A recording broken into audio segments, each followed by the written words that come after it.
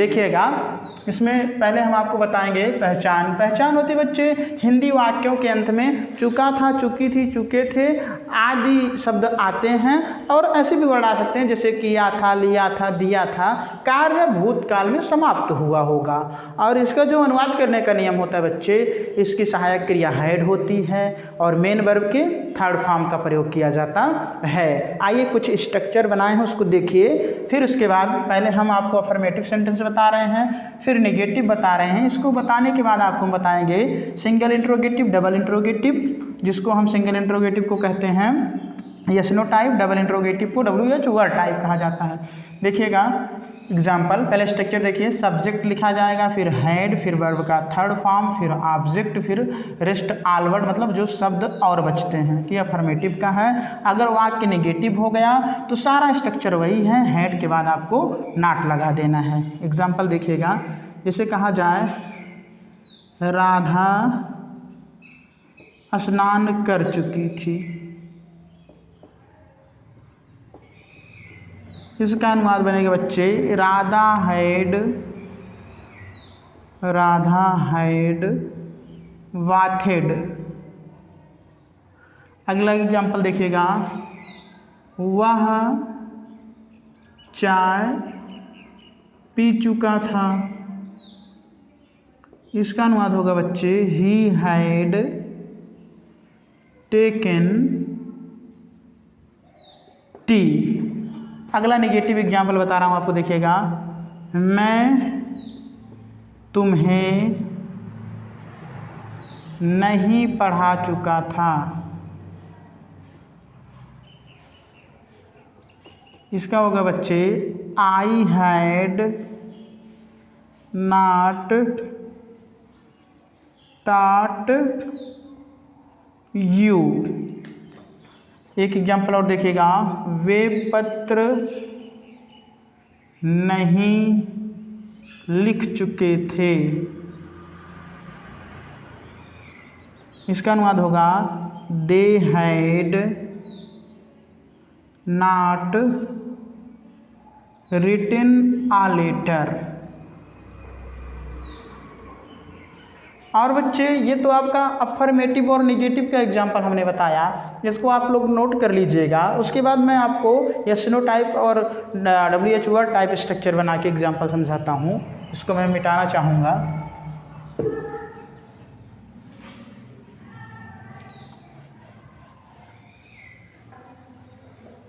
जैसे बच्चे ध्यान दीजिएगा, अगर वाक्य यस नो टाइप है तो सबसे पहले आपको सहायक क्रिया लिखना है हैड, फिर उसके बाद सब्जेक्ट लिखना है, सब्जेक्ट के जस्ट बाद वर्ब का थर्ड फॉर्म लिखना है, फिर आपको ऑब्जेक्ट लिखना है प्यारे बच्चों।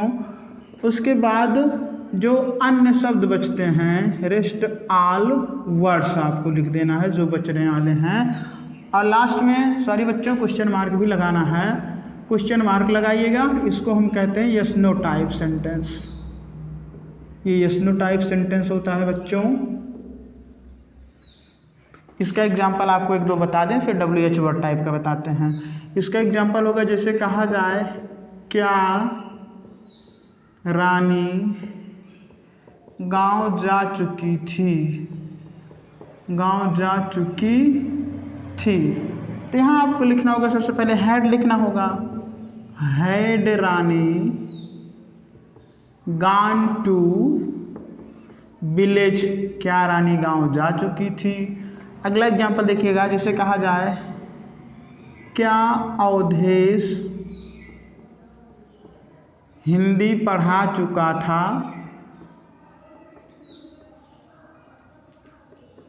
तो बच्चे स्ट्रक्चर देख ही रहे हैं आप। सबसे पहले हैड लिखेंगे, हैड अवधेश टाट हिंदी। बच्चे ये आपका सिंगल इंट्रोगेटिव का जो वाक्य होता है वो है जिसको मैं यस नो टाइप सेंटेंस भी कहते हैं। और इसको मैं इस एग्जाम्पल को हटा करके आपको WH वर्ड टाइप सेंटेंस को बताना चाहूँगा। आप लोग नोट कर लीजिएगा इसे। WH वर्ड टाइप सेंटेंस में प्यारे बच्चे सबसे पहले हम सारा स्ट्रक्चर यही रहेगा, वर्ड ऐड कर देते हैं किसको, WH वर्ड को। WH वर्ड ऐड कर लेना है। उसके बाद सारा कुछ स्ट्रक्चर यही रखना है आपको। वाक्य में जो प्रश्नवाचक शब्द होगा उसकी अंग्रेजी पहले लिखेंगे और शेष स्ट्रक्चर्स ऐसे पड़े रहेंगे और इसको हम कह देंगे WH वर्ड टाइप सेंटेंस। क्या कहा जाएगा प्यारे बच्चे? WH word type sentence. Example समझिएगा इसका। सॉरी बच्चों, हिंदी पहले बता दूं। रामू पत्र कब लिख चुका था? कब लिख चुका था? तो सबसे पहले जो WH वर्ड होगा उसकी इंग्लिश लिखेंगे। कब की अंग्रेजी होती है व्हेन, तो आपको लिखना है व्हेन। उसके बाद हैड लिखना है, व्हेन हैड। फिर सब्जेक्ट क्या है? रामू है। When had Ramu written a letter, Ramu पत्र कब लिख चुका था। अगला एग्जाम्पल देखिएगा। आप उसे क्यों बुला चुके थे? क्यों बुला चुके थे? तो बच्चे ध्यान दीजिएगा, सबसे पहले क्यों की इंग्लिश लिखना है, जिसको हम अंग्रेजी में वाई कहते हैं। वाई हैड, देखिए WH वर्ड, फिर हैड, फिर सब्जेक्ट ना। सब्जेक्ट क्या है? आप। वाई हैड यू, और काल का थर्ड फॉर्म काल्ड होता है। Why had you called him, उसे के लिए हिम या हर लिख सकते हैं क्योंकि उसे कॉमन जेंडर होता है। तो बच्चे ये आपका WH वर्ड टाइप का सेंटेंस है।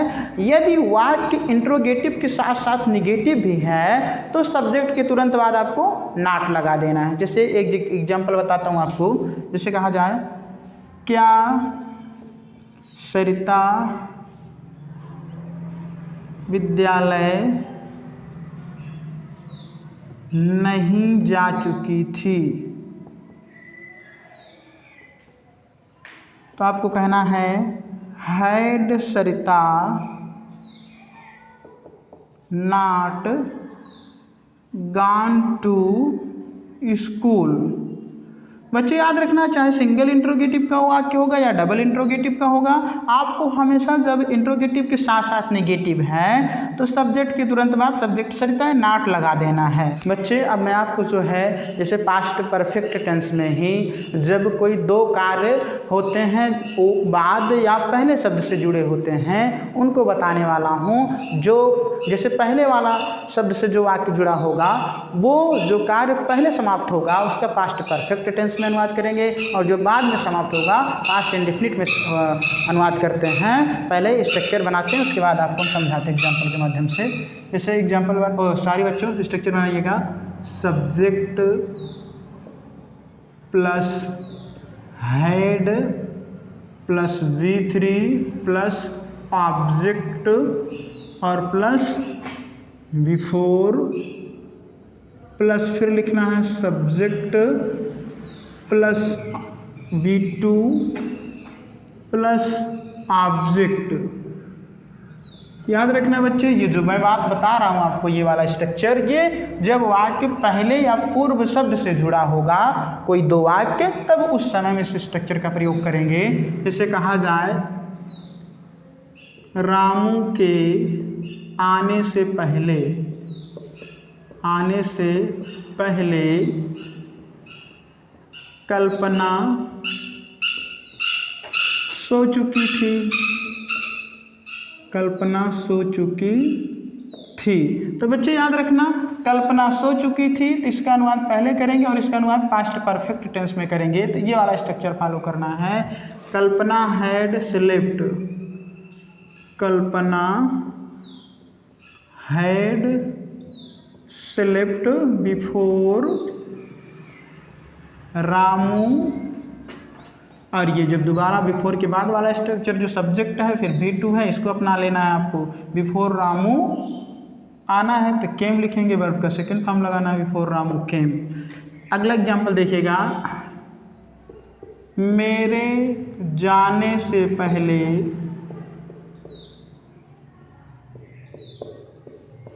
वह पत्र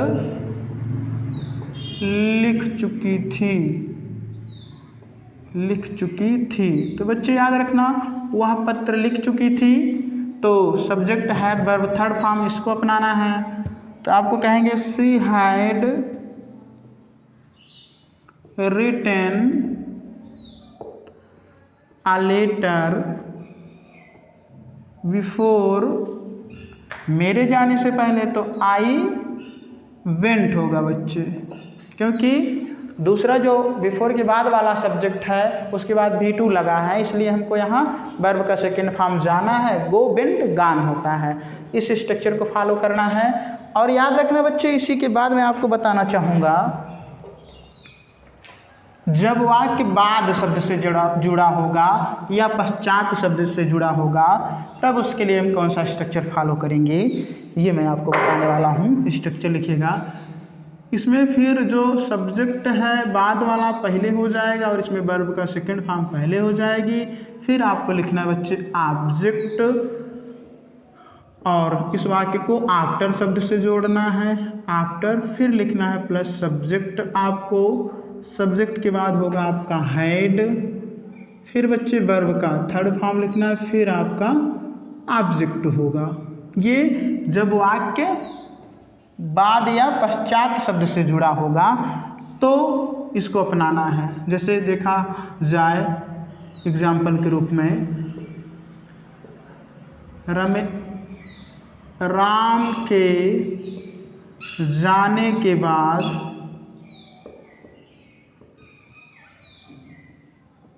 सोहन गीत गाया।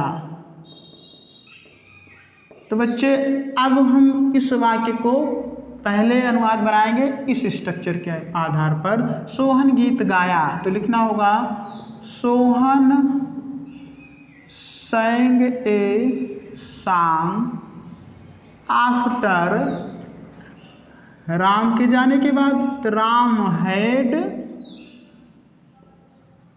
गान होगा। अगला एग्जाम्पल समझिएगा, अरविंद के